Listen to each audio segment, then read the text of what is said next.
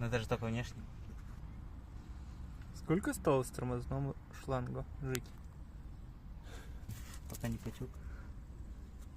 Да, помните, один раз потекли, блин, тормозные трубки.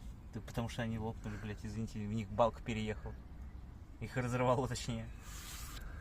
Это другое, вы не понимаете. Слушай, ну тут все еще достаточно целое. Ну, проводка какая-то. А, это поворотник. Вот. Он работает? Да. Ставим. Не трогай. Машина не болей. Опять подкрашивать надо, сука. Зазоры, кстати, завод. Зато цвет какой блестящий, красивый. А интересно, это можно полирнуть?